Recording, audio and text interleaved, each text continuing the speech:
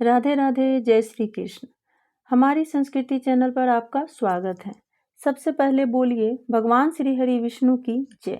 हम सब पर भगवान विष्णु की कृपा सदैव बनी रहे।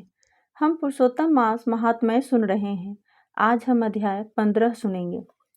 कल की कथा में हमने जाना कि महर्षि वाल्मीकि ने राजा दृढ़धनवा को उसके पूर्व जन्म का रहस्य बताया। उन्होंने बताया कि तुम पूर्व जन्म में सुदेव नामक ब्राह्मण थे, जिन्होंने अपनी पत्नी गौतमी के साथ भगवान विष्णु की कठोर तपस्या की थी। आज की कथा में हम जानेंगे कि भगवान विष्णु ने सुदेव ब्राह्मण को कौन सा वरदान दिया, उनके जीवन में आगे क्या हुआ।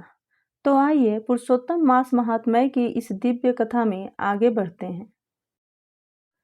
श्री नारायण बोले, हे नारद, अब आगे की कथा सुनो। जब भगवान हरि सुदेव ब्राह्मण के सामने प्रकट हुए, तब वह अत्यंत भाव विभोर होकर हाथ जोड़ गदगद वाणी में उनकी स्तुति करने लगा। वह बोला, हे देवों के देव, हे त्रैलोक्य के रक्षक, मैं आपकी शरण में आया हूँ। आप ही सबके आधार, सबके पालन करता और दुखों का नाश करने वाले हैं। मैं दीन, दुखी और अल्प बुद्धि हूँ। आपकी महिमा का वर्णन करने में असमर्थ हूँ, फिर भी आपकी शरण में आया हूँ, मेरी रक्षा कीजिए।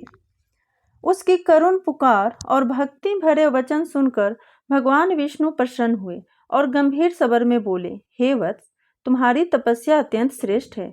मैं तुमसे प्रसन्न हूँ, तुम जो चाहे वर मांगो।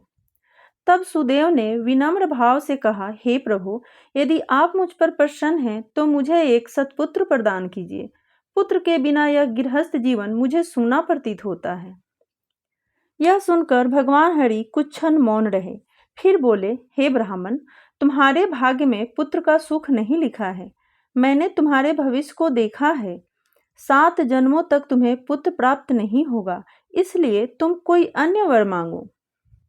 भगवान के ये कठोर वचन सुनकर सुदेव का हृदय टूट गया। वह ऐसे भूमि पर गिर पड़ा जैसे जड़ कट जाने पर वृक्ष गिर जाता है।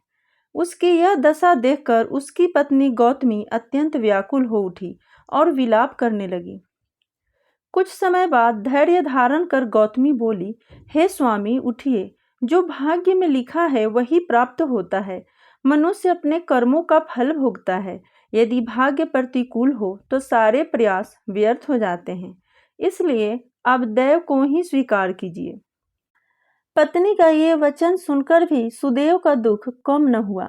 तभी भगवान के वाहन गरुड़ जी यह दृश्य देखकर द्रवित हो उठे। वे भगवान विष्णु से बोले, हे प्रभु, यह ब्राह्मण और इसकी पत्नी आपके परम भक्त हैं। इनके दुख को देखकर आपकी करुणा कहाँ चली गई? आपने सदैव अपने भक्तों की रक्षा की है, फिर आज आप इन्हें पुत्र देने में संकोच क्यों कर रहे हैं? हे नाथ, आपके लिए तो सब कुछ संभव है। जब आपने सुदामा को वैभव दिया और संदीपनी मुनि को उनका मृत पुत्र वापस दिलाया, तो इस ब्राह्मण को पुत्र देना आपके लिए क्या कठिन है? गरुड़ जी के करुणामय वचन सुनकर भगवान विष्णु प्रसन्न हुए और बोले, हे वैन्ते, तुम ठीक कहते हो। यह ब्राह्मण मेरा भक्त है, इसलिए इसे एक पुत्र अवश्य मिलना चाहिए।